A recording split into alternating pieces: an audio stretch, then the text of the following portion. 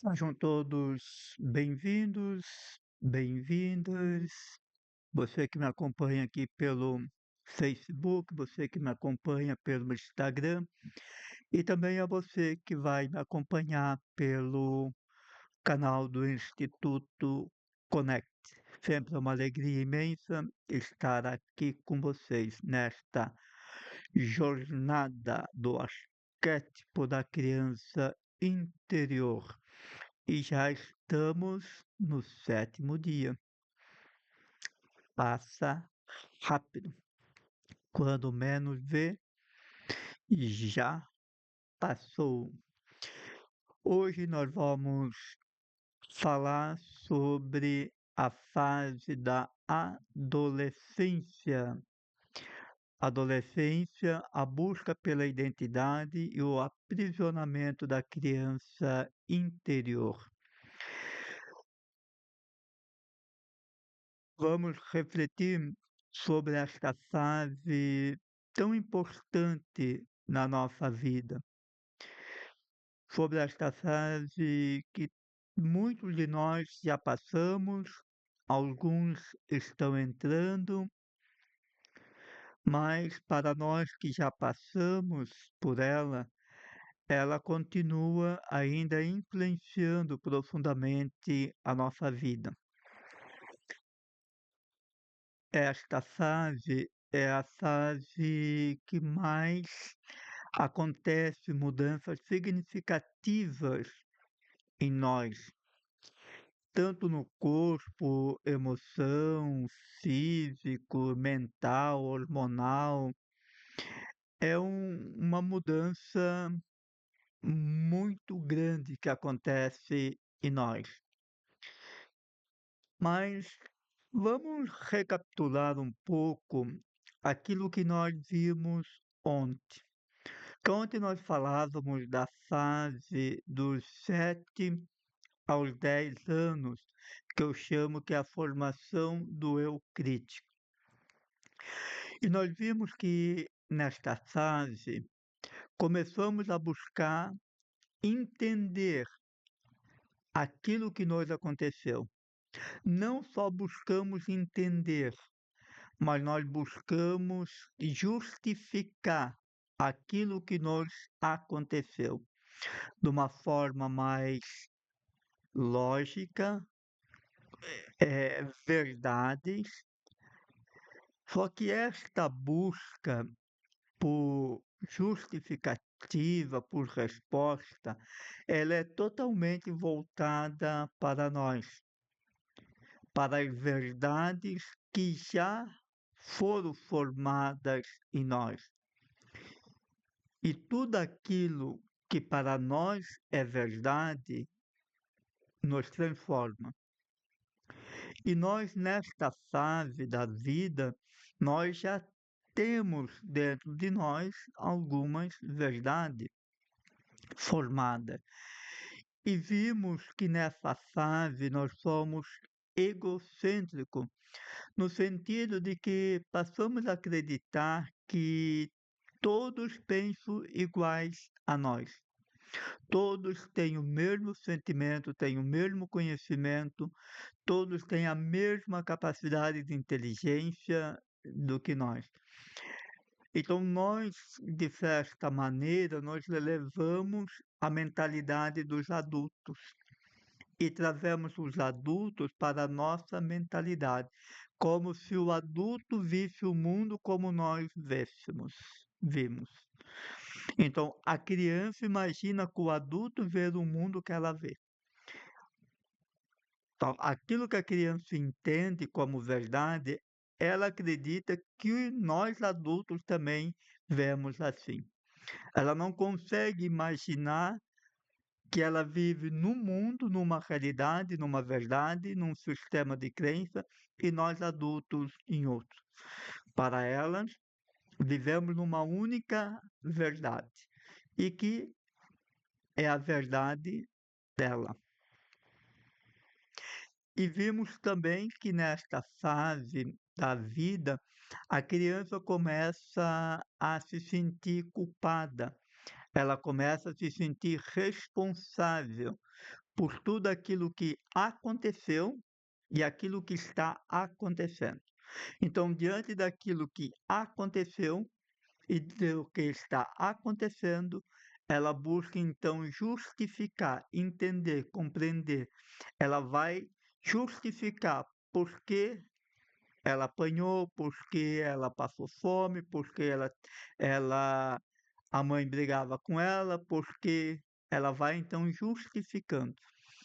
E quando esta justificativa vem carregada de uma moral distorcida, de uma, de uma ética rígida, daquela lei de pode, não pode, do é certo, é errado, é pecado, Deus vê, Deus castiga, isso vai criando um problema para a criança, porque além dela se ver culpada, se sentir responsável, ela também começa a se sentir mal, péssima, ruim. Ela começa a se sentir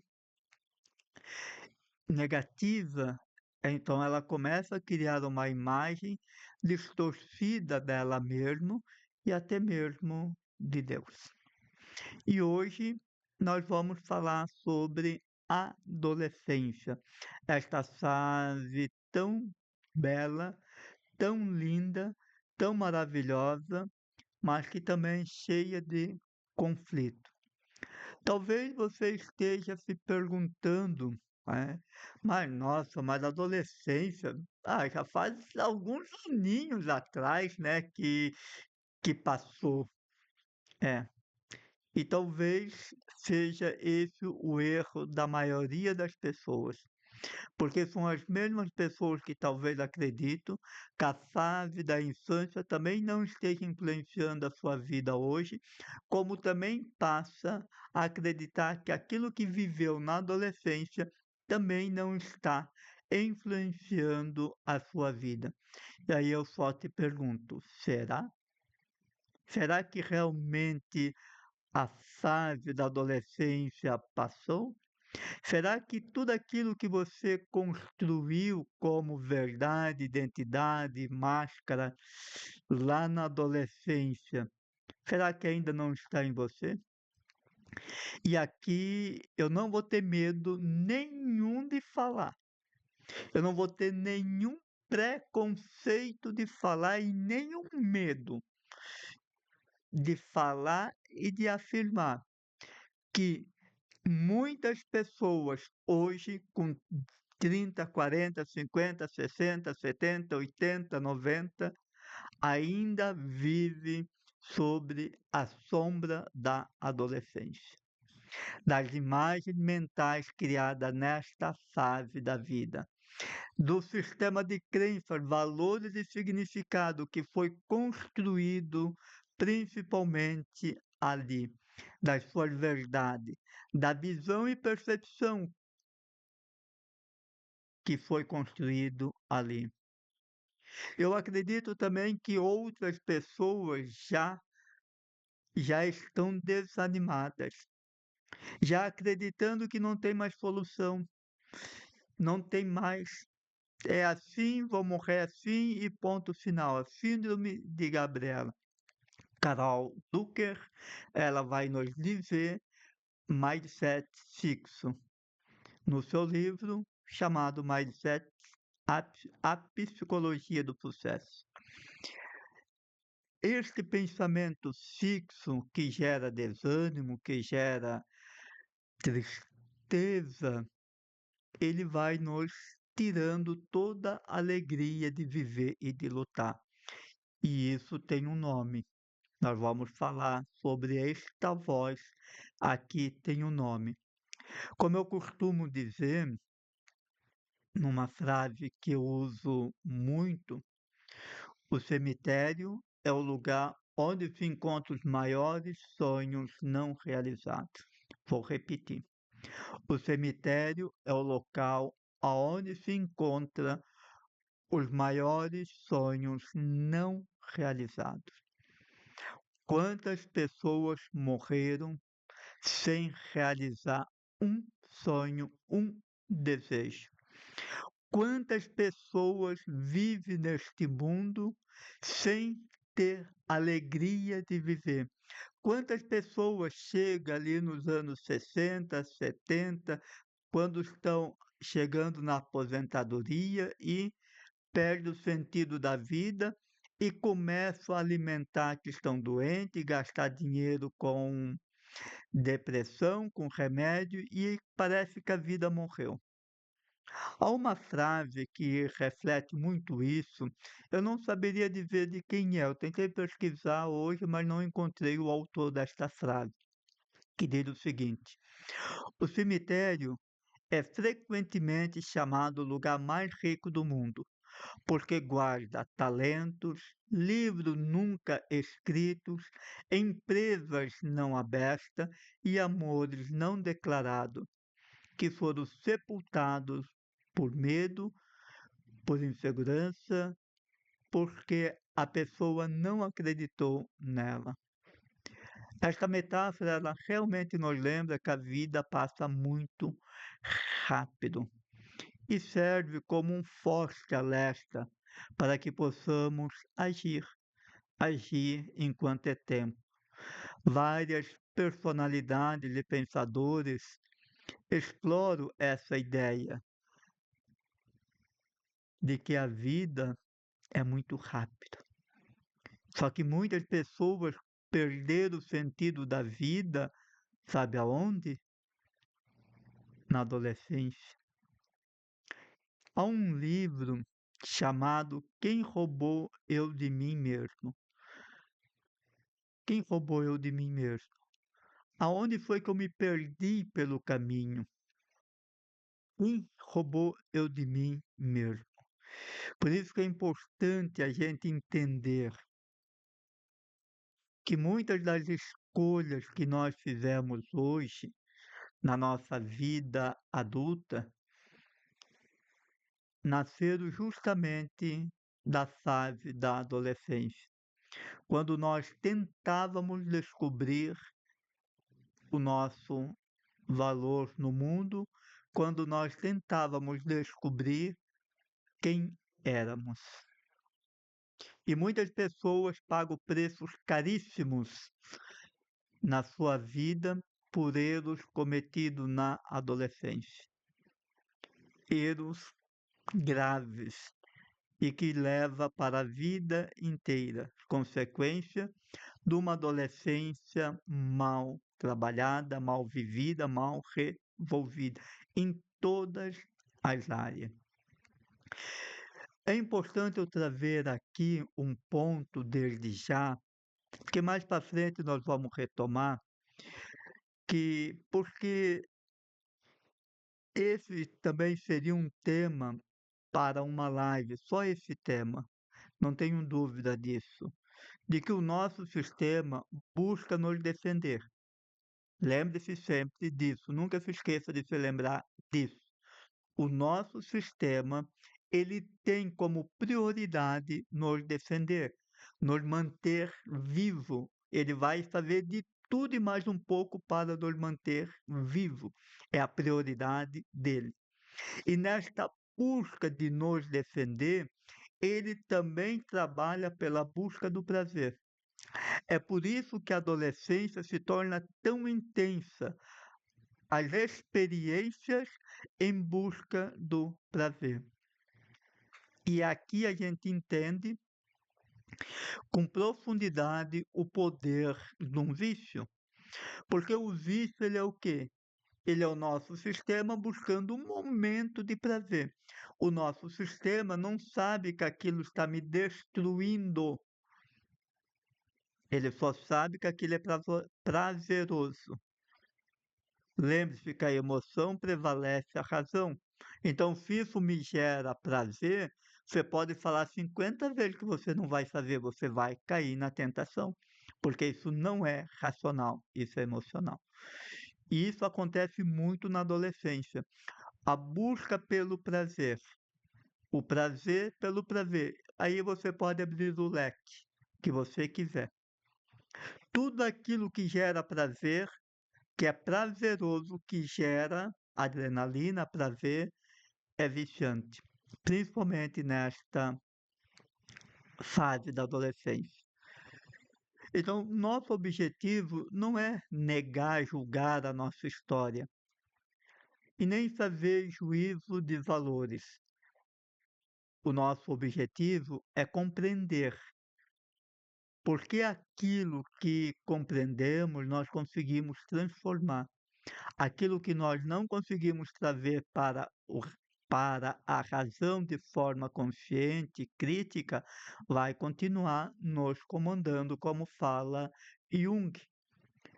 Tudo aquilo que é inconsciente, enquanto não vier para o consciente, vai nos comandar e nós vamos chamar isso de destino. Então, nós precisamos trazer isso para o consciente.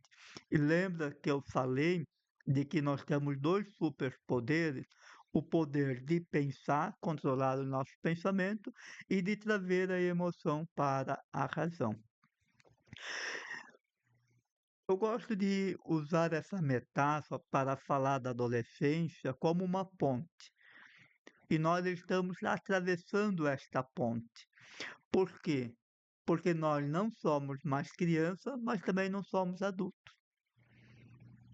Então nós estamos numa travessia, e é justamente nesta travessia que começa aquelas perguntas, aqueles questionamentos, aqueles porquês. Quem sou eu? Por que isso aconteceu comigo? Qual é o meu valor? O que que eu vou fazer quando crescer? Por que eu nasci nessa família? Por que eu tive que passar por isso? Será que Deus me ama? Deus não me ama?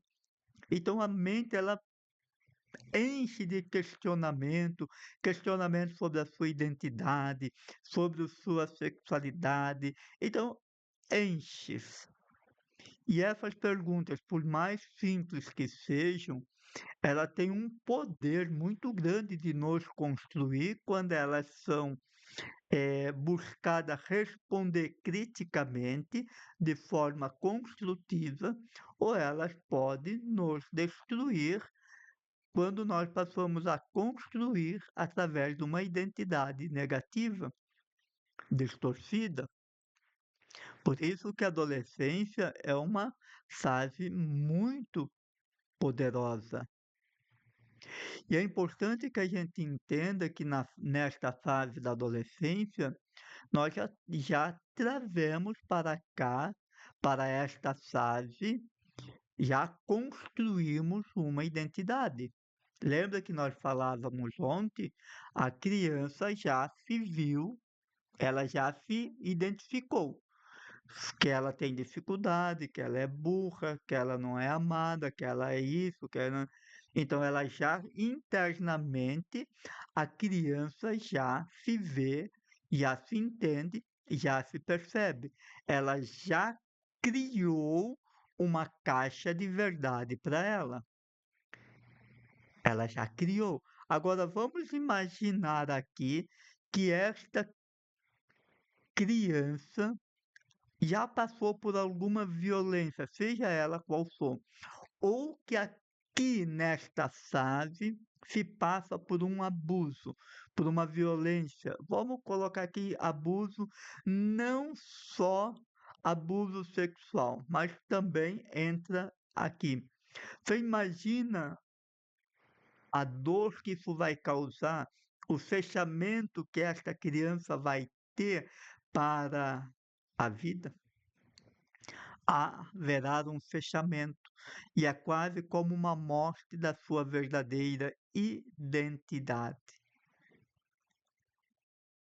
A criança, ela já construiu o sentimento de culpa, o sentimento de responsabilidade, e quando nós entramos na adolescência, nós já carregamos isso, já carregamos as nossas crenças, já carregamos as nossas dores, já carregamos a justificativa porque passamos por isso, segundo a visão nossa da criança. Então, esta fase vai acontecendo estas mudanças de personalidade, de visão de si, de compreensão das coisas. Porque também vai acontecendo todas as mudanças física, hormonais, emocional, de identidade, principalmente da sua identidade quando criança.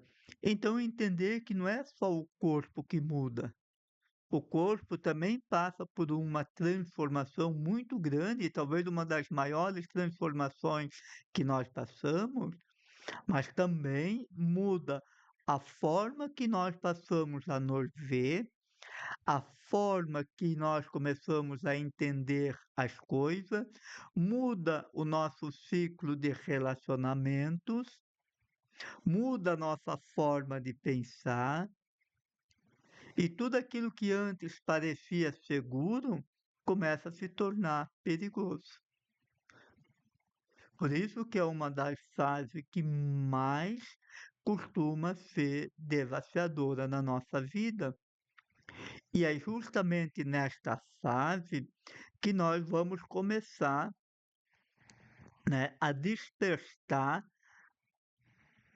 para a nossa identidade. Então, isso porque nós passamos a construir, podemos dizer aqui, quase que uma nova e eterna identidade. Quase uma nova e eterna identidade. Entenda, a identidade construída na adolescência, eu já falei no começo e vou repetir, sem medo de ser feliz. 90% das pessoas do mundo ainda vive nessa mesma identidade que criaram lá na adolescência. Então, podemos sim dizer que construímos uma nova identidade, umas máscaras mais modernas, mais adaptativa. E é aquela fase de fadiga, de cansaço, de gasto de energia, que muitas vezes é considerado como preguiça, como malandro. Não, é que o corpo do adolescente passa por essa transformação, então é natural que gasta-se muita energia.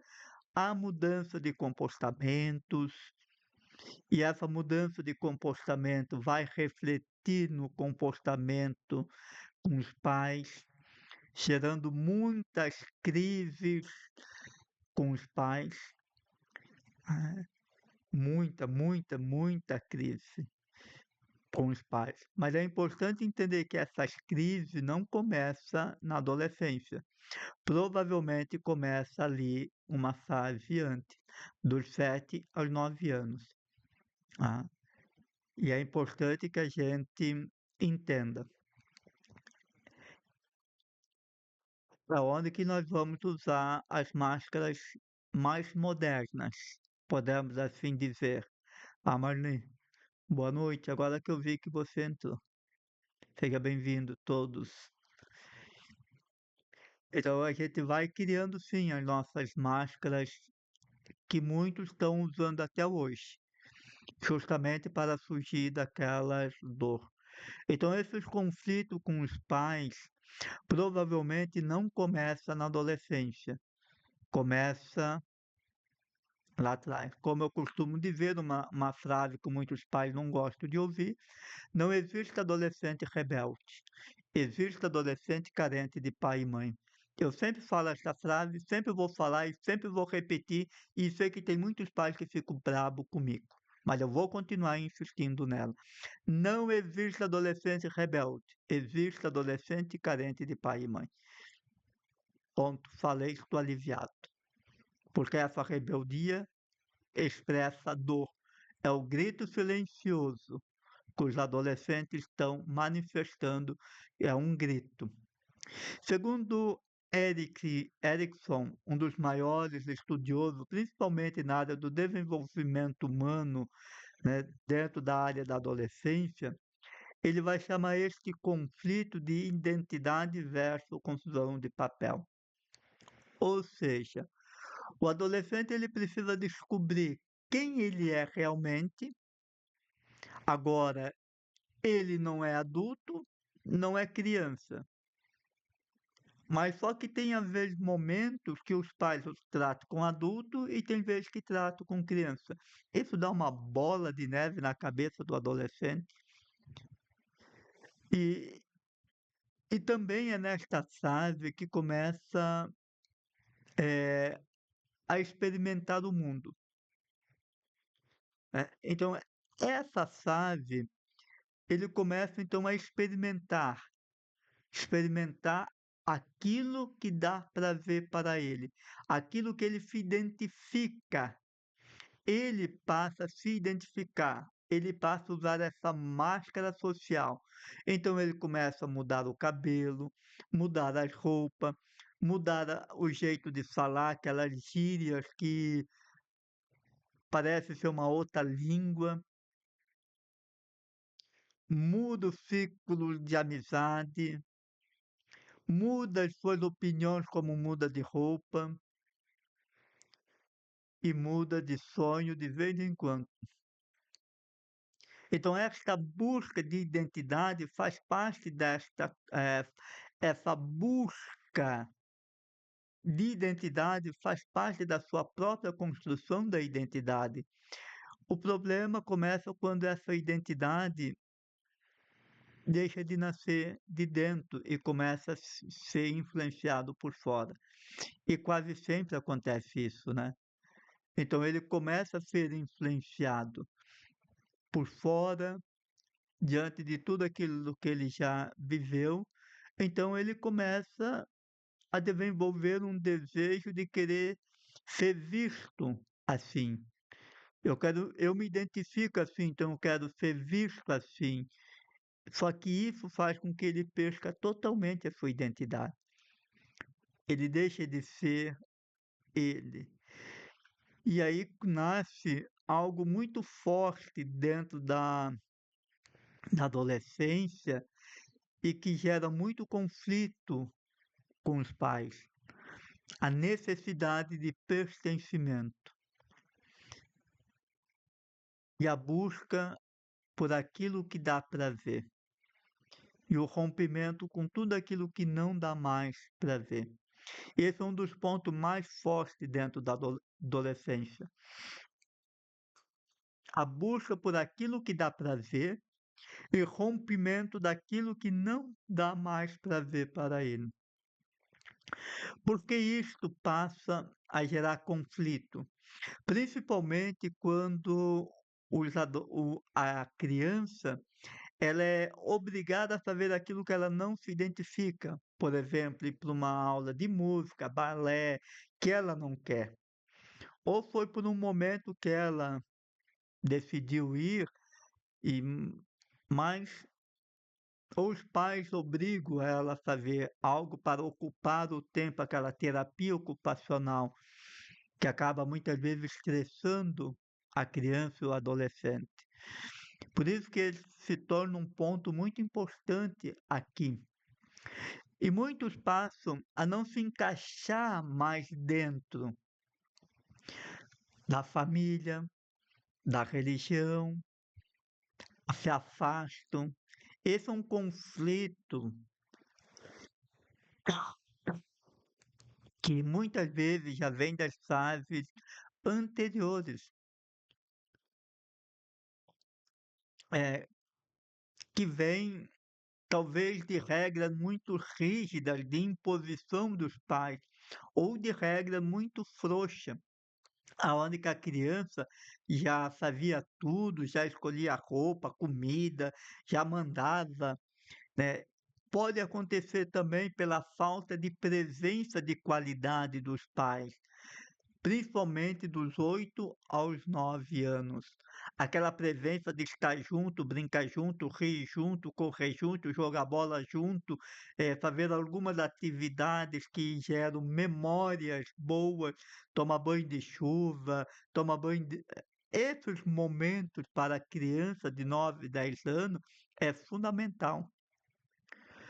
Pode acontecer por ambientes tóxicos, música, aquilo que a criança assiste nas redes sociais, a música que ouve, a influência de outros ambientes, a influência do local onde mora, dos amigos. Então, tudo isso vai gerando esta busca de encaixamento de identidade. Muitas coisas passam a não mais fazer sentido, então, para o adolescente, a não mais ter prazer por aquilo. Então, isso se torna um verdadeiro saco, um verdadeiro caos. Isso tem a ver com religião, as festas de família, os momentos de família, aonde que o adolescente, por natureza, ele já quer viver mais sozinho. Então ele não vai querer mais sair com o pai, com a mãe, festinha de... Não, ele quer algo diferente. E muitas destas coisas de qual já fazia na infância, então ele vai deixar de fazer. Então, tudo isso vai fazendo com que ele vai buscando novo sentido, vai buscando experimentar novas coisas que vai gerando sentido e prazer para ele. Isso vai gerando conflito interno do adolescente e é claro que isso vai refletir nos conflitos com os seus pais. Tem muitos pais que aceitam isso de maneira muito tranquila, mas tem pais que não aceitam, né? Tem pais que não aceitam essas mudanças radicais dos seus filhos. Então, por isso que a presença dos pais como sendo autoridade e não autoritária, neste momento é importante. Então, o adolescente ele faz de tudo para buscar prazer. E isso pode ser sim um sinal de carência afetiva, pode ser eh, influência das feridas, perca de identidade lá da sua essência. Esse ponto talvez seja um dos mais perigosos nessa fase, principalmente porque exige muita atenção dos pais, muita atenção. E outro ponto que é importante que a gente entenda aqui é o pertencimento, né? Esse ponto de pertencimento também é um ponto que é preciso que os pais estejam presentes. Por quê? Porque muitos patotas, muitos grupos, muitos, não sei outros termos que se usa, galera, eles usam rituais, e muitas vezes rituais humilhantes, que o adolescente precisa praticar certos rituais, fazer certas coisas, e aí você pode listar aquilo que é mais absurdo possível, né? E, e esses rituais podem colocar em risco a vida do adolescente, a integridade do adolescente e a sua, criando cada vez mais máscara, né? E também colocar em risco até a própria família. Então, esta busca por encaixe é uma necessidade quase que natural de todo ser humano, mas principalmente no adolescente. Ele quer fazer parte de um grupo, de uma patota. E essa busca é perigosa, né?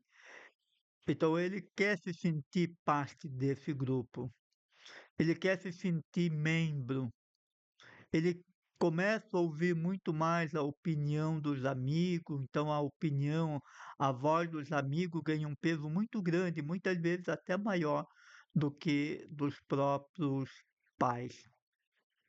É. Isso faz com que ele vai mudando ideia, a visão de si mesmo, valores, crenças, comportamento, a relação com os pais, principalmente se essa criança já vem com feridas e com uma má relação com os pais. Aí será mais difícil ainda. Vamos entrar num outro ponto, porque aqui é profundo, que é as máscaras criadas no adolescente. E como o ego aqui, ele se forma e cria a nossa identidade. Então, entramos num ponto muito importante da nossa vida. E vou repetir sem medo de ser feliz. E amanhã eu posso fazer um vídeo só falando sobre isso, por mais 1 hora. A identidade que nós construímos na infância, nós escondemos. A identidade que nós construímos na adolescência permanece em muitas pessoas até hoje. E aqui começa o problema, porque o ego começa a assumir de vez a voz de comando. O ego começa a assumir de vez a voz de comando. Ele começa a fortalecer todos os nossos mecanismos de proteção. E muitos deles já construídos na fase anterior. O ego simplesmente aproveita daquelas camadas já construídas, reforça elas e constrói novas. E muitas delas estamos usando até hoje. Estas máscaras provavelmente será para vender para as pessoas uma identidade que não corresponde com a minha identidade escondida, mas que apresente uma identidade forte, bonita, saudável, corajosa, santa, trabalhadora, honesta, aquela identidade de que eu sou bom, eu sou inteligente, eu sou corajoso, eu consigo, eu. Então começa a fortalecer em nós o eu adaptativo e o falso eu, para que a gente vá se adaptando ao grupo, mesmo que tenha que romper com a cultura da família, com a tradição familiar, para viver uma nova identidade. Mesmo que isso seja ruim para 90% da população, mas para aquele grupo é certo. E as pessoas rompem com tradições familiares por isso. Então, o ego que tem a missão de nos proteger e de nos ajudar a nos adaptar ao mundo, e isso é bom, é produtivo, é positivo, se torna um problema. Em vez dele nos ajudar a construir de forma crítica, crítica construtiva, como eu digo, toda crítica, quando é feita com sabedoria, se torna ciência. Toda crítica, quando é feita com ignorância, se torna problema. Então, quando nós somos críticos de nós mesmos, principalmente nesta idade, nós deveríamos construir a nossa identidade olhando para trás, mas a gente não olha para trás. A gente olha para frente, a gente olha para fora. E aqui começa o problema, porque o ego começa a assumir o total controle de quem somos, passando a construir uma nova identidade que se adapte à realidade, criando uma personagem da qual eu passo então a me identificar comigo, não com o mundo. Então eu não passo mais a me preocupar comigo. Dentro do filme Duas Vidas, quando há o diálogo entre o eu adulto e o eu menino, o eu criança, quando ele descobre que o eu adulto faz, ele tem uma frase mais ou menos assim: Eu já descobri o que que a gente faz. A gente ajuda as pessoas a mentir para elas quem são, para que elas mentem para as pessoas que são aquilo que elas não são. Que trabalho triste. Isso nós fizemos. Nós passamos a construir uma identidade que 90% é mentira e não é verdade. Ou seja, as imagens que nós construímos sobre nós é um castelo sobre areia. E essa realidade vai construindo uma falsa identidade de quem eu sou. Essa adaptação passa a ser a nossa identidade.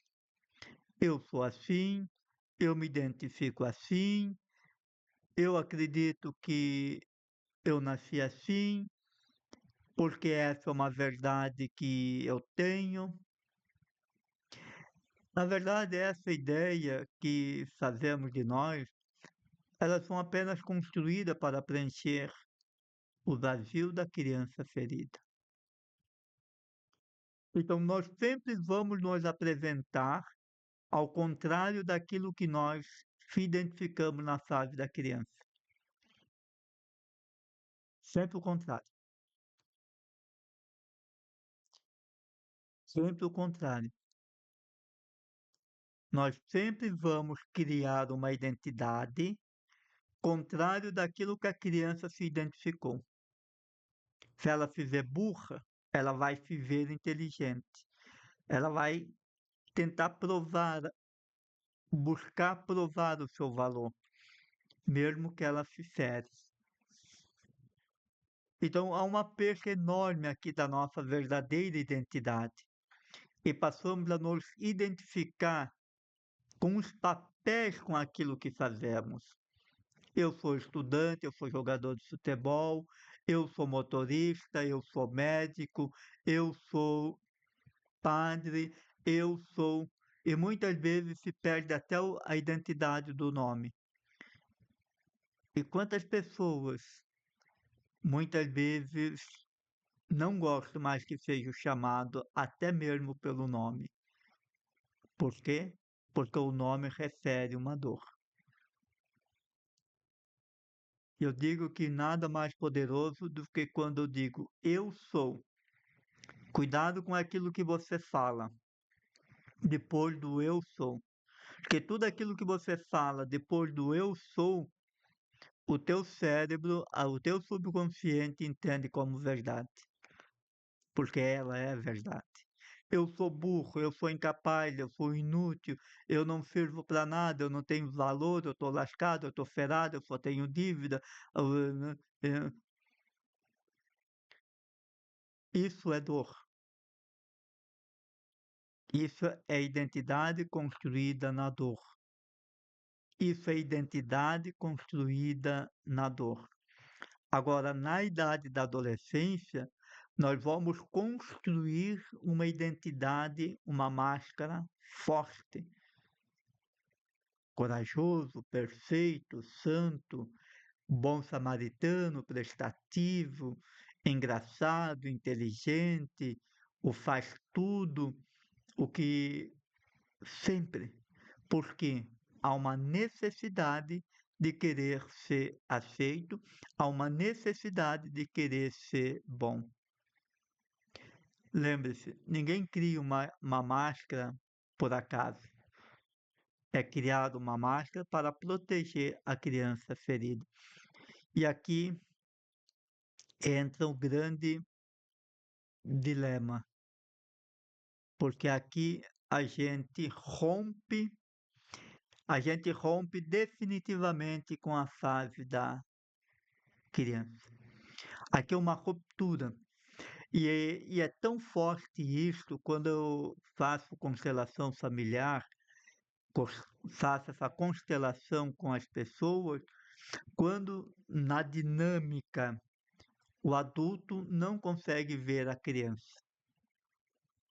A criança consegue ver o adulto, mas o adulto não consegue mais ver a criança. Por quê? Porque houve uma ruptura. E essa ruptura é uma ruptura realmente, como que a gente diz assim, é uma ruptura total. Tá? Aqui, essa fase, essa ruptura, é porque o adolescente ele acredita que precisa abandonar completamente tudo aquilo que aconteceu na infância. Abandonar a criança é uma tentativa de esquecer tudo aquilo que passou, é esquecer o passado. É uma forma de não viver. Ele acredita, nós acreditamos, que é uma forma de não mais viver aquilo que nós vivemos. Então se busca uma nova identidade de ser forte, de ser corajoso. Por quê? Porque eu não quero mais viver aquilo que eu vivi. E aí, o que que muitos pais fazem? Como eu passei por isso, eu vou educar os meus filhos diferente. Só que eles esquecem que eles estão transmitindo a mesma dor para os filhos. Então, acontece essa desconexão, em alguns casos radicais, com a fase da infância. E muitos buscam esconder mesmo a fase da infância, negar tudo o que aconteceu no passado. E quantas pessoas que eu comecei a atender, que elas dizem claramente: eu não quero mexer aqui, eu não quero mexer no meu passado. E aí eu tenho uma frase belíssima para essas pessoas, que querer curar a nossa vida sem querer mexer no passado é igual a querer tomar banho com capa de chuva, não adianta nada. E é justamente na fase da adolescência que isso acontece, essa ruptura. Nega-se todo o passado. E esta é a função do ego, nos empurra lá para o nosso pântano e cria-se a floresta encantada e o pântano onde que existem monstros que ninguém pode entrar. E o passado se torna este monstro do qual nós não podemos passar, não podemos visitar. E o que importa é daqui para frente. Então, se olha para frente, se olha no desejo de querer construir família, comprar carro, fazer isso, fazer aquilo, de buscar viver uma vida com prazer, diferente de tudo aquilo que acontece no passado. E é aqui que o ego assume o comando total da nossa vida, justamente nesta negação do passado. E aqui, para muitas pessoas, aquela frase esquece, é passado, passou, faz muito sentido. Mas esta frase é uma das frases mais perigosas que existe, porque o passado não desaparece porque nós escondemos ele. Os adolescentes querem esquecer o que aconteceu e buscam de forma consciente e racional, guiado pelo ego, a comandar a sua vida de forma racional, lógica, acreditando que vão viver uma vida realmente totalmente diferente do que viveram no passado. Então eles buscam abandonar o passado, a negar as suas emoções, a fase das crianças, a negar as suas dores, os seus medos, as suas lágrimas. Só que aí é que está o grande problema que eu venho falando e vou falar nestes 21 dias.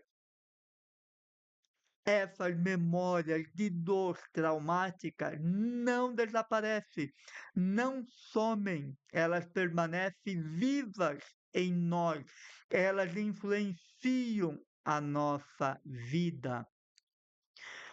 Essas memórias são apenas aprisionadas no nosso calabouço existencial. Nós vamos falar sobre isso quando falarmos sobre a metáfora da caverna interior do qual eu uso. Essas memórias se tornam memórias inconscientes. E eu, como diz Jung, o inconsciente passa a comandar a nossa vida de forma inconsciente e nós vamos chamar isso de destino. Volto a dizer, lembre-se sempre disso, nunca se esqueça de se lembrar disso.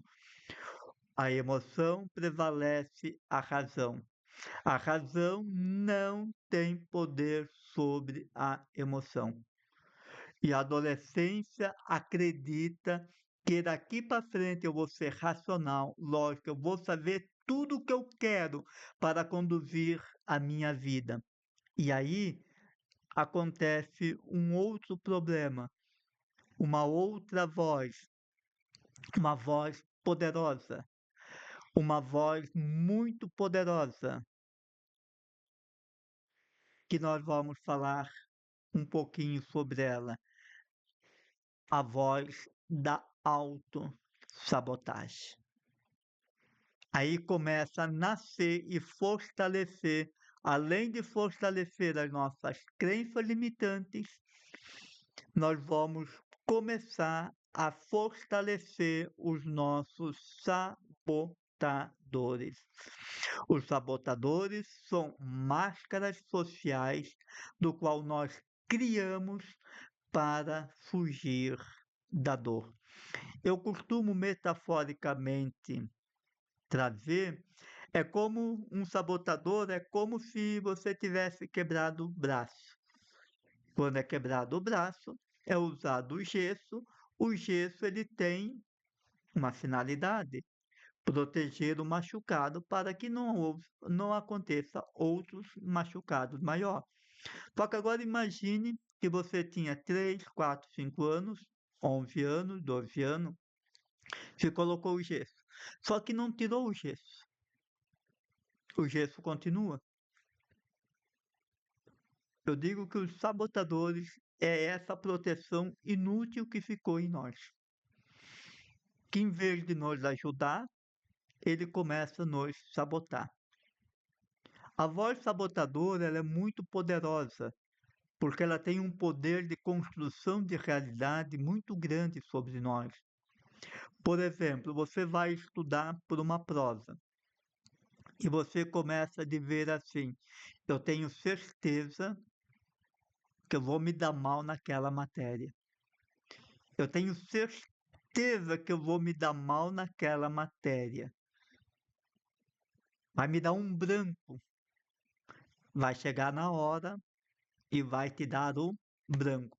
E aí você vai dizer: eu sabia que ia dar um branco. Uma voz sabotadora que talvez você tenha e pensa: todo final do mês eu estou lascado sem dinheiro. Parabéns, todo final do mês você realmente vai estar lascado sem dinheiro. É uma voz sabotadora. Ah, sobrou aqui, esse mês sobrou. Você é generoso. Sobrou R$ 500. Eu tenho certeza que alguma coisa vai dar errado. Porque isso não está certo. Alguma coisa vai acontecer. Porque sobrou este dinheiro. Bingo. Vai lá, acontece alguma coisa. Fura o pneu do carro, bate o carro, e a pessoa diz assim: eu tinha certeza que isso ia acontecer. Eu só digo: parabéns, você realmente acertou. Então, a voz sabotadora, ela tem uma conexão muito grande com as dores e também com o nosso ego.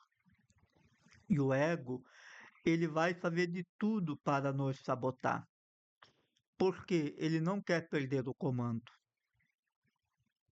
E quando a gente começa a tentar, quantas pessoas tentam e não evolui? Quantas pessoas tentam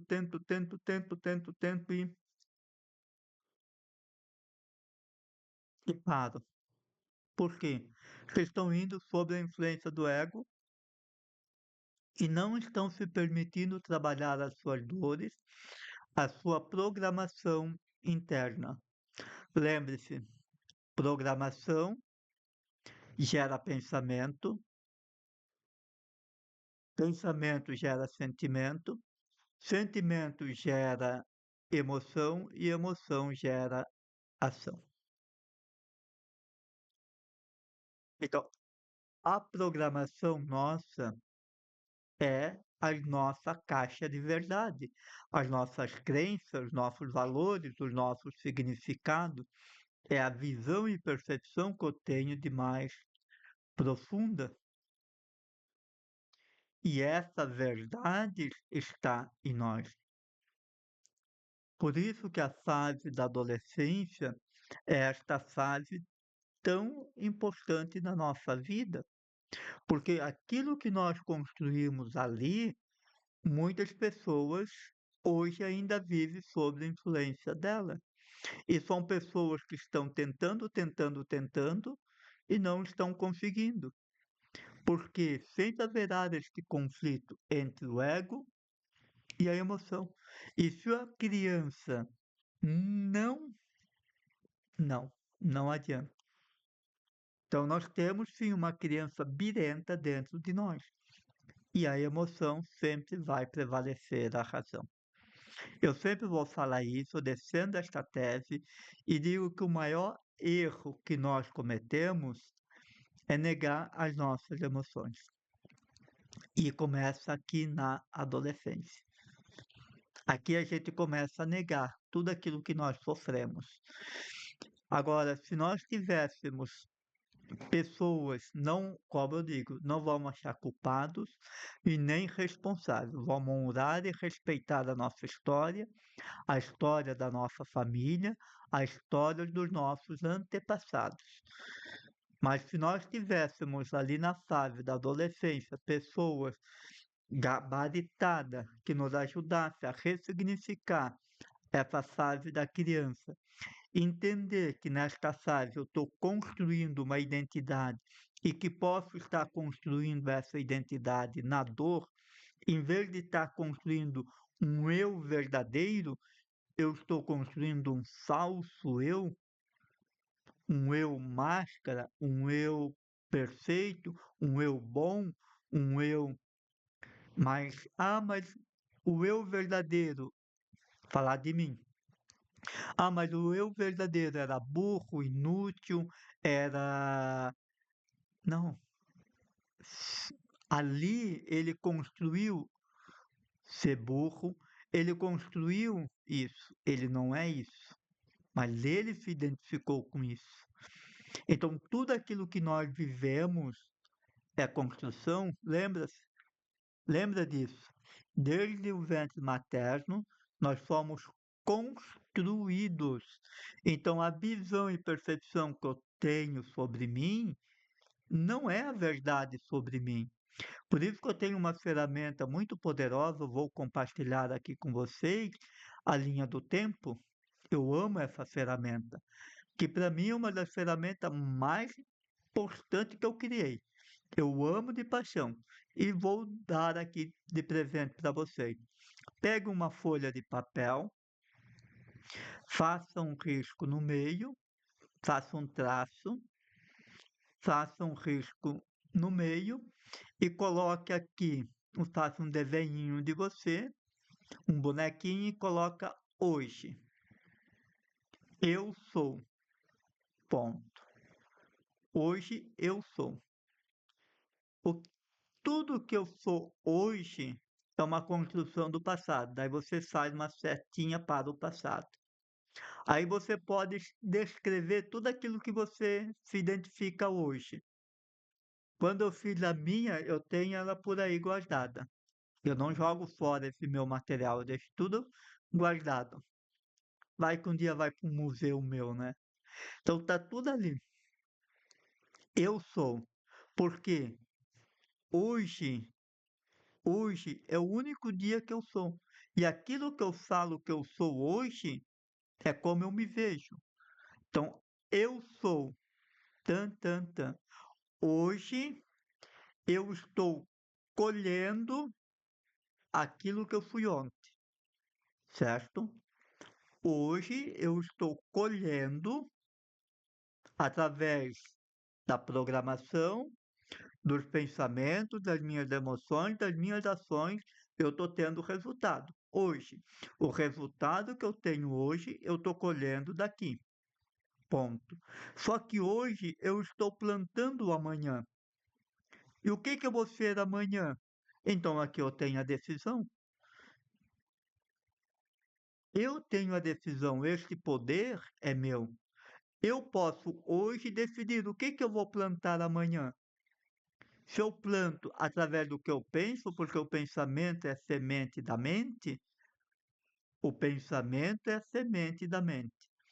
O que que eu penso, falo e sinto, eu crio. O que que eu penso, falo e sinto, eu crio. Não de forma racional, de forma emocional. Eu posso falar de forma emocional. Eu sou inteligente. Eu vou sentir, eu sou inteligente. Mas eu sei que muitas pessoas hoje vai ter aquela voz, vai dizer, não é nada. Eu sou próspero e abundante. É, tu é um ferrado, lascado. O dinheiro vem a mim com facilidade. Tu tá doido? Olha a minha carteira, tá sem dinheiro. Olha a minha conta bancária. Você está plantando o amanhã. E esta voz do inconsciente é que nós precisamos, porque essa voz, 90% desta voz também é que vai criando esta realidade. Então, use essa ferramenta da linha do tempo, eu gosto muito desta ferramenta.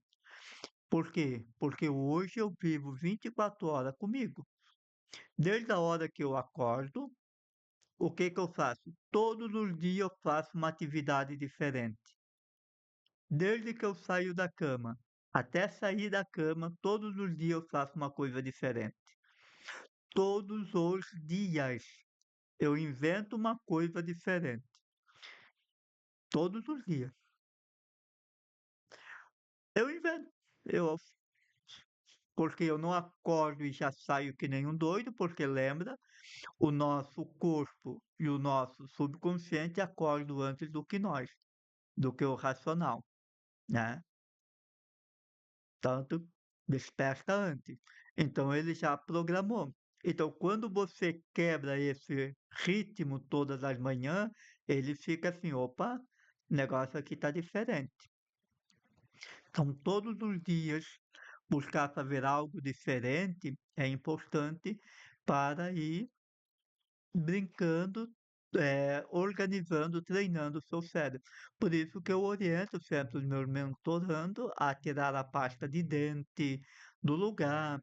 Eu já coloquei creme dental como, eh, como barbear, já coloquei creme de barbear como pasta dental. Então, já fiz tanta coisa.